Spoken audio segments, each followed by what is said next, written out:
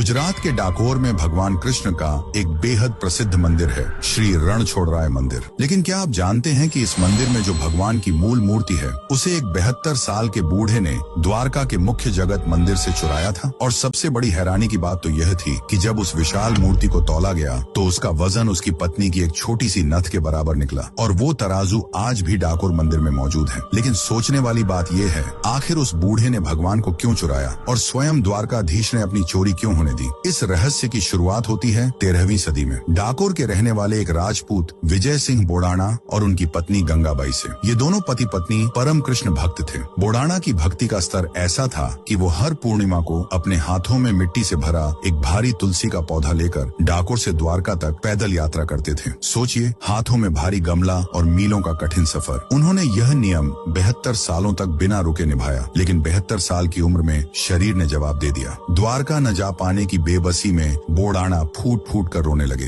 अपने भक्त के आंसू देखकर द्वारकाधीश का हृदय कांप उठा। उसी रात भगवान ने स्वप्न में आकर कहा, हे बोड़ाना, अब तुझे मेरे पास आने की जरूरत नहीं, तू बस बैलगाड़ी लेकर आ। तेरी इस भक्ति के लिए मैं खुद द्वारका छोड़कर तेरे साथ चलूंगा। बोड़ाना अपनी बैलगाड़ी लेकर द्वारका पहुँचे। आधी रात को द्वारकाधीश के मंदिर के भारी ताले अपने आप टूट गए। भगवान की विशाल मूर्ति खुद बैलगाड़ी में विराजमान हो गई। और रास्ते में जब बोड़ाना थक गए तो खुद भगवान ने बैलगाड़ी हाँकते हुए डाकोर की राह ली। सुबह गर्भगृह खाली देखकर द्वारका के पुजारियों के होश उड़ गए। अपनी आजीविका छिनने के डर से वे मूर्ति ढूंढते हुए डाकोर जा पहुंचे। उन्हें आता देख बोड़ाना घबरा गए और भगवान को सुरक्षित रखने के लिए तुरंत गोमती नदी के जल में छुपा दिया। लेकिन पुजारियों ने उन्हें पकड़ लिया। क्रोधित पुजारियों ने उस बूढ़े भक्त पर भाले से जोरदार वार कर दिया। लहूलुहान बोड़ाना गोमती नदी के किनारे गिर पड़े। ये खबर सुनते ही उनकी पत्नी गंगाबाई भागते हुए वहां पहुंची। अपने अंतिम क्षणों में बोड़ाना ने अपनी पत्नी की तरफ देखा और अपनी अंतिम सांसें लेते हुए कहा, गंगा, मेरे प्राण भले ही चले जाएं, लेकिन मेरे ठाकुर जी अब यहाँ से वापस द्वारका नहीं जाने चाहिए। यह कहकर बोड़ाना ने भगवान की उसी छिपी हुई मूर्ति के पास अपने प्राण त्याग दिए। लेकिन पुजारियों का लालच और क्रोध शांत नहीं हुआ। उन्होंने शर्त रखी कि मूर्ति के बदले उसके वजन के बराबर सोना देना होगा। तब गरीब गंगाबाई ने पति का आखिरी वचन याद कर अपनी छोटी सी सोने की नथ तराजू पर रख दी। पुजारियों ने मजाक उड़ाया, पर तभी एक महाचमत्कार हुआ। भगवान की वो विशाल मूर्ति उस छोटी सी नथ के बराबर हल्की हो गई और तराजू के दोनों पलड़े बराबर हो गए। उस दिन भगवान ने दुनिया को दिखा दिया कि वो सोने चांदी के नहीं बल्कि सिर्फ सच्चे भाव और प्रेम के भूखे हैं। मथुरा में युद्ध का मैदान छोड़ने के कारण भगवान कृष्ण को रणछोड़ कहा गया था। लेकिन डाकोर में वो इसलिए रणछोड़राय कहलाए क्योंकि उन्होंने अपने एक सच्चे भक्त के प्रेम के लिए अपनी पूरी द्वारका नगरी ही छोड़ दी। जय रणछोड़राय।